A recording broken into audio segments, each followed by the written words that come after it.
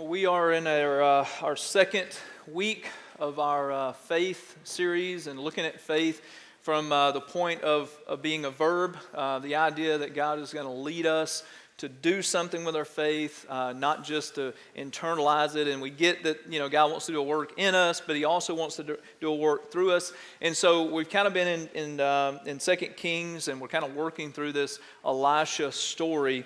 And so today's title, we're just going to call it Digging Ditches, because that's what we're going to see them do. Because God does amazing things typically when He doesn't make any sense. Anybody ever been there? When you're like, what are you up to? Because this doesn't make any sense. I mean, I kind of trust you. I don't know what you're trying to do, but, I wish we could just kind of fast forward and see it. But we're just kind of in the middle of it playing out, and it makes no sense. And then all of a sudden, we're looking back, right, and seeing what God was doing. We're like, okay, now I get it. But if you're in the middle of it, it makes no sense. You wonder, why aren't you doing anything? Why aren't you acting? Why aren't you this or why aren't you that? So the question that I was kind of working through this week, and I want to kind of throw it back on you, is, and these are the things we kind of do. We kind of pose this as an if thing. Like if God, right, would do this. So if only I had blank, my life would be so much better. Anybody ever done that? You don't have to own up to it, right? So, I don't know, it's deer season, right? So some of you have probably been up, and you should have an extra hour's sleep. I was truly expecting to smell kind of deer urine this morning, just to be honest with you. I thought maybe a couple of hunters would come in. But so anyway, here's the deal. We look at this and we go, okay, if I had more money, then I could, right. If I didn't have to deal with this, right? If my kids weren't in diapers, I could, right? If my kids weren't, needing a car, if my kids weren't this, or if my marriage was this, or if he was this way, or if she was that way, or if God didn't make me like this, or if I had the talents they have, oh man, what I could do with that. I don't know if you want to own up to it. I've been there. Okay, maybe even some this week, where you just kind of, and it's all about conditions, and that's what we're doing. We're basically saying, God, I look at what you've created, or I look at the circumstances you've kind of placed around me, I look at my life, and I go, I don't like what you did here. Has anybody ever done that?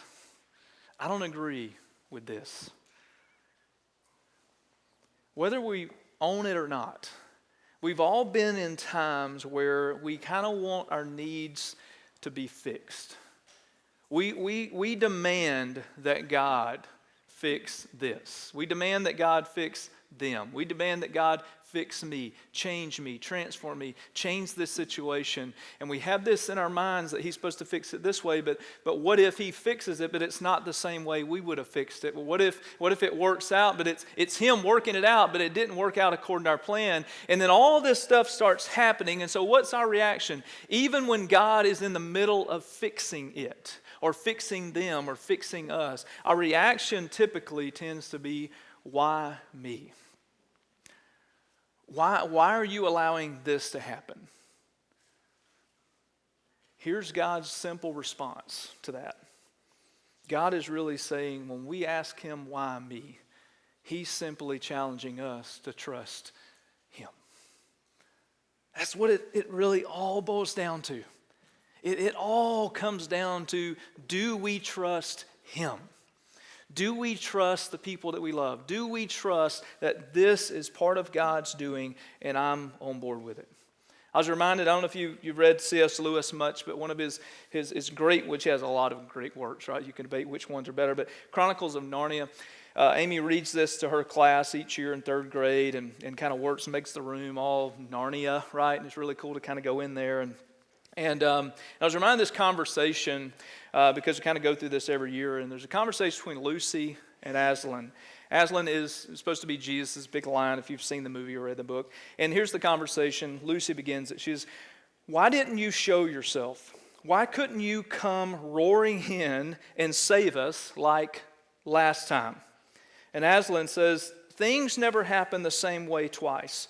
We can never know what would have happened, but what will happen is another matter entirely. And Lucy says this, and here's our thing. Can you help? And Aslan says, of course, as will you. See, we have a part in it too. And Lucy says, oh, I wish I was braver. And Aslan said, in this word, you know that he's a lion. He says, if you were any braver, you'd be a lioness. And I love how that God builds her up, and he's kind of just challenging her, says, okay, we're going to do something, but just because I came in roaring like a lion last time, and I just scared everybody away, just because I did it that time, that was then. That was for you to trust me that I am all powerful, that I am all knowing. And when the time is right and when it needs to be just me, then I'm going to step in there and I'm going to stand in the gap. And let me just tell you something, church. That's what he did on the cross. You see, he showed how faithful and loving he is. He showed his true power, not in his, okay, I'm going to wipe them out. His greatest power was shown not in his greatness, right, on display as we would imagine, because they thought he was going to come and just wipe out the Roman Empire just as with one swoop. But what he did is he surrendered his life. And they're like, so that's how you're going to beat them? You see, it's not them that we're trying to beat. Get this, church. It's not any enemy that we're trying to beat here in this.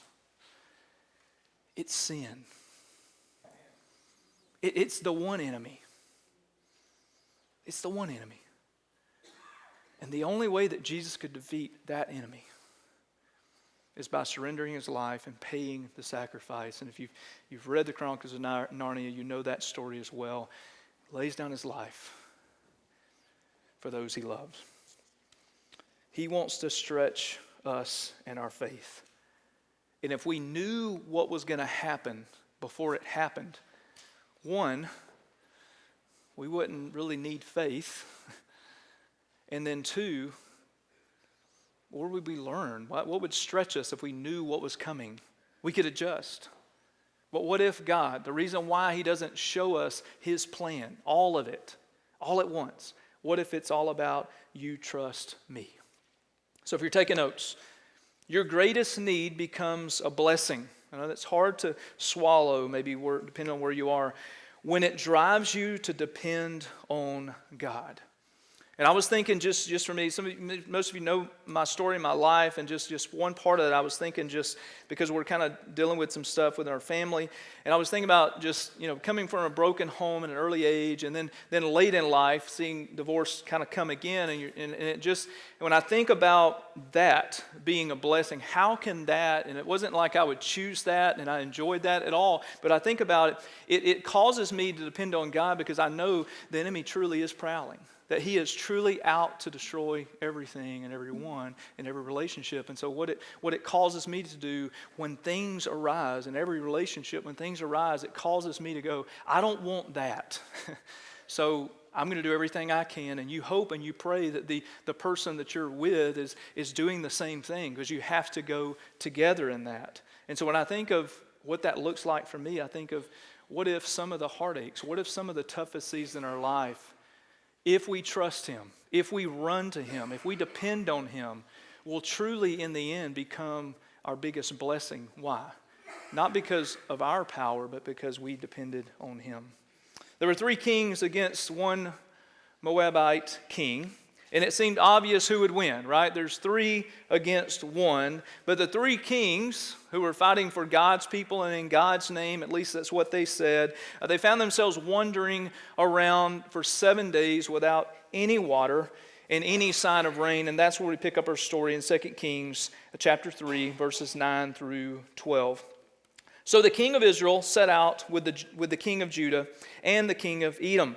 After a roundabout march of 7 days, the army had no more water for themselves or for the animals with them. What, exclaimed the king of Israel, has the Lord called us 3 kings together only to deliver us into the hands of Moab? Isn't that our first reaction? Like, it's God's fault and everything's going to be destroyed, including us. In verse 11, but Jehoshaphat, it's always a fun word to say, aren't you think your parents didn't name you that? Is there no prophet of the Lord here, through whom we may inquire of the Lord? An officer of the king of Israel answered, Elisha, the son of Shaphat, there's another fun name, is here. He used to pour water on the hands of Elijah. Jehoshaphat said, the word of the Lord is with him. So the king of Israel and Jehoshaphat and the king of Edom went down to him.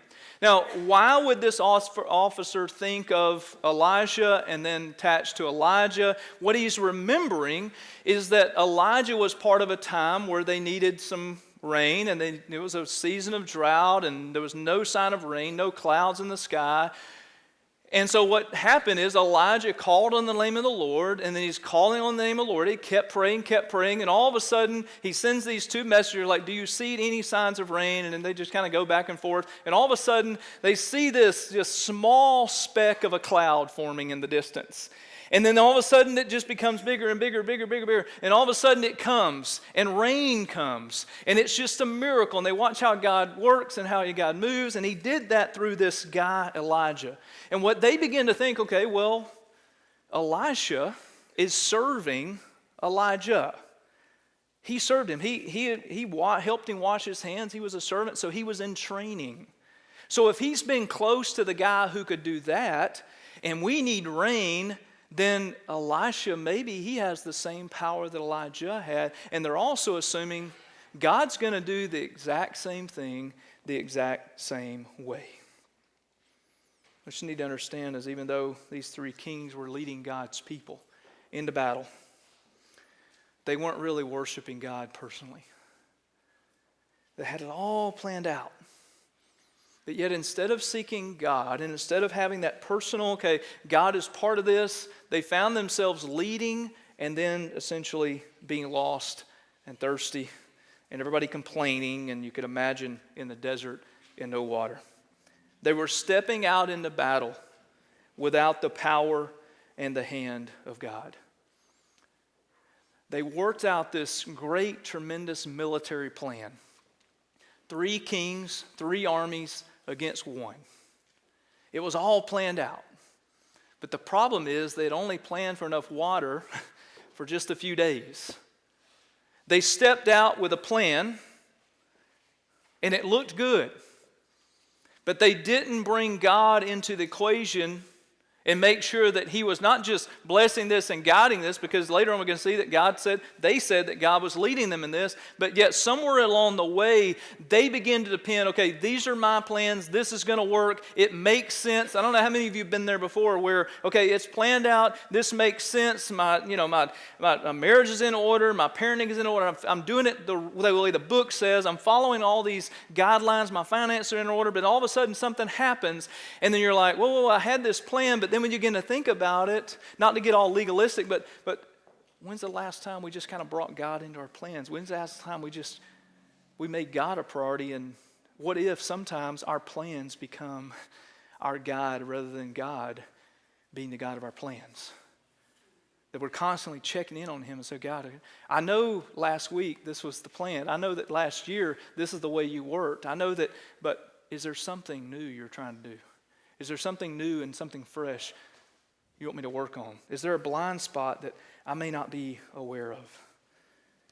I also want you to see that Elisha earned this position not by any connections or wealth that he had, but he earned it because he became a servant. If you remember last week, he had 12 oxen, and what that showed in biblical terms, what they were really saying is this was a wealthy guy, came from a wealthy home and a wealthy family and a comfortable life. Even though he was out there plowing the fields, that was just part of it. So he left all that, and he wasn't using that as leverage to get this position. He truly was dependent on God, and what I would say to that is if you're too big for the little job, then we're probably too little for the big job.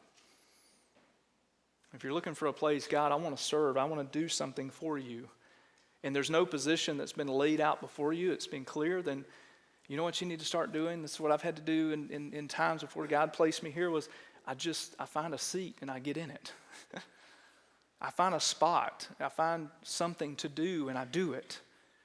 Or I just present the question with all authenticity that I can present is, okay, what do you need me to do?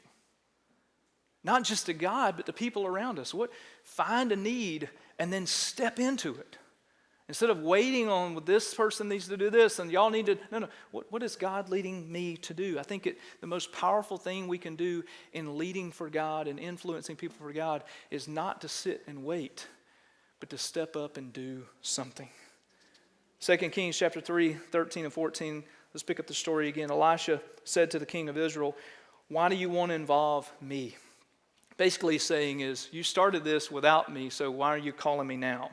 Go to the prophets of your father and the prophets of your mother. No, the king of Israel answered, because it was the Lord who called us, 3 kings together, to deliver us into the hands of Moab. In verse 14, Elisha said, as surely as the Lord Almighty lives, whom I serve, if I did not have respect for the presence of Jehoshaphat, the king of Judah, I would not pay any attention to you. So what he's saying in there is, it's not being rude, he's not being whatever. He's just saying, guys, you two guys, I don't really respect you. I don't respect the idea that you were led by God and you're being influenced by God. Maybe it was about power. Maybe they joined in for whatever reason. But he's looking at these two guys and said, I don't trust you guys.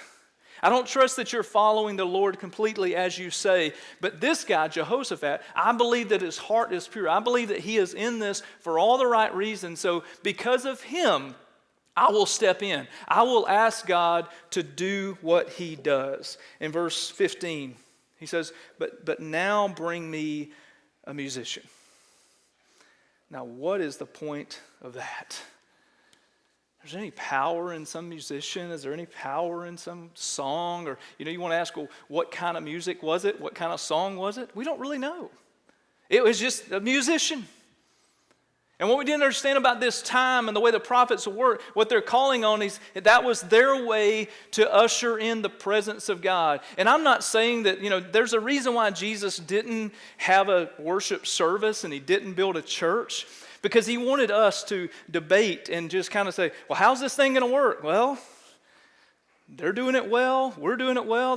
It doesn't matter how you do it, okay? It doesn't matter if we do, 2 songs, break it up and do the offering, and 2 songs, and then the preacher gets up and talks, right? That's how we lay it out most times. But there's churches out there that are singing for 30 minutes, and the preacher preaches for 40 minutes, and then they give the giving at the end. And you know what? Those churches are just as healthy as we are who do it a different way. Is that okay? That's just me kind of stepping into some stuff real quick. It's okay. It doesn't matter. The point of this is, Elisha understood that he needed to be alone with God. And this music that was being played and the words that would have been prayed over this would have been a time to usher him in to the presence of God. There wasn't anything special about the music. There wasn't anything special about the lyrics. It was all about he wanted to be ushered into the presence of God. Whatever that looked like. Look at verses 15 and 16. Then it happened, when the musician played, that the hand of the Lord came upon him, and he said, thus says the Lord, make this valley full of ditches. Does that make sense to y'all at all? Okay. So he says, okay, dig ditches. And who's he talking to? They've been marching for 7 days. It's the desert, so it's hot. They're thirsty. 7 days, I mentioned 7 days. They're parched. They're frustrated. They're annoyed. They're going, who led us out here? Who forgot to pack all the water? Who said it was going to rain? Who said there's going to be a pond out here? Who said there's going to be a Walmart out here so we can buy some water? Somebody messed up in the planning, right? And it's interesting what failed was the plan. That's what they were dependent on, but the plan was actually what failed. See, they expected to call on God and then this cloud to form, show up, because that's what they heard. That's what God did. And so if that's what God did, then that's what he's always going to do. He said, dig some ditches. Look at 17 and 18. For this is what the Lord says, you will see neither wind nor rain. They're going, okay, we need water. And okay, so follow that. Yet this valley will be filled with water without wind or rain. And you, your cattle, and your other animals will drink. So all of you is going to have some water. Not just you humans, but your animals too. In verse 18, this is an easy thing in the eyes of the Lord. And he's going, it's no big deal. This is God. And he will also, on top of that, deliver Moab into your hands. So let's look real quick. Some of you are like looking, you're going, man. Okay, faith that works. Here it is, the first thought. Is only God can send the water, but sometimes he wants you to dig a ditch. You see, God could have very easily brought rain. I believe that God is so big and that he is so powerful and he is so amazing that it could have rained without a cloud. Anybody with me? I believe God could have done anything he wanted to do. He could have just made it rain just like he did with Elijah, but he didn't. Here's what he was saying to them. You show me your faith and then I'll show you my faithfulness. What he was wanting them to depend on, don't depend on the way I did it. Don't depend on the plan that you have. Don't try to make sense of it. Just trust me. Trust that I've been faithful from the beginning. Even before there was a beginning, I've been faithful. I've had a plan. And so trust that. Even though when you can't see it, even when you can't sense it, just trust me. James 2:26 says, just as the body is dead without breath, so also faith is dead without works. We see faith in our actions and our reactions. Peter stepped out of the boat when Jesus called him into the stormy water. What if sometimes God is going to do everything for us?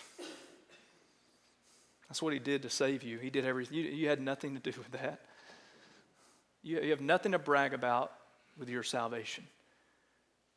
But there's some miracles he wants to perform that's going to require your stepping out into the unknown. Because the only thing you did for your salvation is you said, I believe. I believe. But he's been stirring you. He's been leading you. He's been moving you. And so now maybe the season you're in, and there's going to be times in your life where you've got to do stuff that doesn't make sense. Think about the blind guy. Jesus shows up to him while he's been blind all of his life, and I'm sure he went to all kind of priests for healing and prayer, but he's walking around just blind, and he's been on all these people, and all of a sudden Jesus walks up to him. He says, okay, I'm going to spit in this dirt. I'm going to make a mud patty. We did that as kids, right? Just to be gross, and then just to throw it on my brother, and then him throw it, and then we're in a fight, okay? That's what, when I think of mud patties, that's what I think of. Not a good time at all. But he's making this mud patty and he splats it on his face, right? He says, hey, go wash this off. Can you imagine what the guy had to be thinking? He's walking around, he's going, okay, I'm already standing out as it is. And now you're putting this mud on my face. You want me to walk to this, this pool, and then this makes no sense. But all of a sudden, in the midst of as he's going, what happens? When he washes his eyes out, what happens to his sight? He sees. It was God's power plus his faith, and all of a sudden miracles happened. You have people in your life that need God in their life. You're in the middle of situations and circumstances and battles right now. You're praying through. You're working. You're trying. And what I'm saying in the midst of this is God's going to do his part.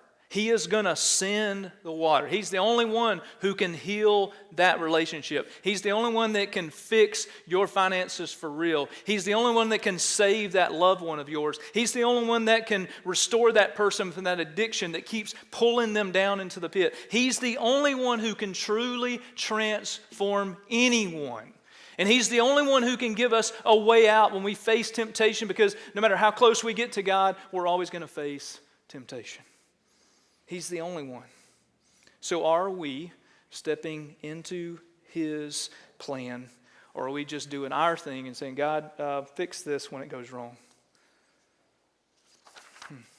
And then the last line for you, real faith believes big, but is willing to start small. think about our story here. They're wanting rain. So let's put ourselves in the midst of the story real quick. They're wanting rain. The prophet's been in prayer, been with God, and all of a sudden God speaks to him and he comes out. He says, okay, guys, this is what my Father's saying. There's not going to be any wind. There's not going to be any rain. But the good news is you're all going to get water. Does that make sense? Oh, yeah, and by the way, go start digging some ditches. Can you imagine that everyone out there, all the people in the army, can you imagine everybody's going, yeah, where's the shovels, right? Let's get into this. Let's do it. I believe there's a lot of period of awkward silence. There's a lot of period of, okay, somebody's got to do this. Somebody's got to get started. And all of a sudden they start digging ditches. I don't imagine they had shovels all around. So they're digging with their hands. They're digging ditches. They're digging ditches. They're digging ditches. And there had to have been, because they're all humans, there had to have been conversations around every hole and every ditch that's being dug. And I think it went something like this. Can you believe we're doing this? Does this make any sense to you? I was brought here to fight. I wasn't brought here to dig. What are they up to? This is the dumbest thing I've ever heard. There's no way that God said that. But you know what they did? They kept digging. Why? Here's what I want you to see. Don't miss this. Why did they keep digging? Because they were desperate. They were desperate for water. What if sometimes in our life we're going through stuff, whether we created it or not, we're going through stuff and there's no way we can fix this. So we bring in some help. We bring in some wisdom. We bring in some counsel because that's what we're supposed to do too, right? But there's nothing we can do to fix it. And so we're just hoping that God would give us something to do. Just open your Bible, read it. Just keep loving, keep doing, keep being faithful. And that's all we have to go on. And that's what God was providing for them. He says, just do all that I'm telling you to do. And then trust that I'm going to do all that I can do. And so maybe that's the point in your life, in your season. Maybe you're not in that right now, but it's going to come eventually. That you're in that season where you don't see God moving, don't see God working. You're going, God, where are you? Give me something. And he says, well, just trust me. Just keep being faithful. Just go dig a ditch. It doesn't make sense, but just go be faithful. Zechariah 4:10 says, do not despise these small beginnings, for the Lord rejoices to see the work, begin. There's a story of the New York revival. Now, I'm going to try to wrap up this. In 1857, one pastor arrived or kind of was stirred within his heart that God wanted to do something in the city of New York. What really happened is industry moved out of the city, and then there was an influx of people that came into the city, and they were lost. And every church, here's what's even more sad, is every church but one or two left the city with the people, right? And left the city and the people who are lost without a church. And so all of a sudden this guy says, oh, God needs to do something. And so he says, I want to start a prayer group because we need to call on God. I can't fix this. I can't do anything. So he started this. He put out flyers. 4 to 6 men showed up. There was 6 men showed up plus him. And then there were 5 denominations that were represented with those few guys. It's just beauty in that. And all of a sudden the next week there were 12 to 14. The next week there were 30 to 40. And before it was over, there were thousands of people in more churches than just this one. And there was a challenge that was simple, and here it was. For the businessmen to devote time they normally gave to rest and refreshment, basically their lunchtime, to a time of seeking God for revival. And here's the cool part. That was 1857. Well, in 1858, just a few months later, there was a huge economic crash in that city. And it drove the people where? It drove the people to church. And all of a sudden, in the midst of this prayer group that kept spreading because of just the faithful obedience of just one guy, at the peak of the revival, there were around 10,000 converts each week, just in New York City alone. 2 Kings 3:20 says, the next morning, about the time for offering the sacrifice, there it was, water flowing from the direction of Edom, and the land and the ditches was filled with water. Are we trusting that God is working even when we can't see it and there's no evidence of it? See, the first thing, am I being faithful, right? Am I being faithful to the things I know to do? Am I living a life that's pleasing to Him? Am I going to Him daily in prayer? Am I seeking His guidance through His Word? Am I regular in my attendance in my biblical community here? Am I stationing myself within the right place for God to speak to me and use me? If that's the case, but you're still going through dryness, you're still going through drought, then do you trust Him? Do you trust Him? Do you trust Him? God, I thank You. I thank You that You are working even when there's no evidence of it. In our life, we look at our life and we go, how could You be working if this is happening? But what if? What if? Our greatest need becomes our greatest blessing because of our dependence on You, not on ourselves and not on our plans and not what makes sense to us. It made no sense for them to dig ditches when they were on their way to fight an enemy.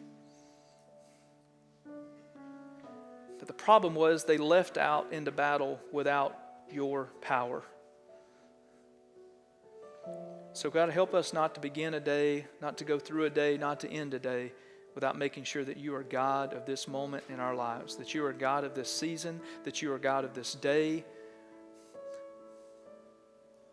May we never, ever live a moment in our lives without Your guidance and Your wisdom. So I pray for direction. I pray for faith to be increased. If you're here today and you don't know Jesus as your personal Savior, you get an opportunity just to begin that journey today. You just like to say, hey, I'd like to invite Jesus into my life. And that's where it begins. And I'd love to pray that prayer with you. If you're here today and you want to pray that prayer, you want to invite Jesus into your life, just lift your hand. It's just us. No one's looking around. Anyone here today?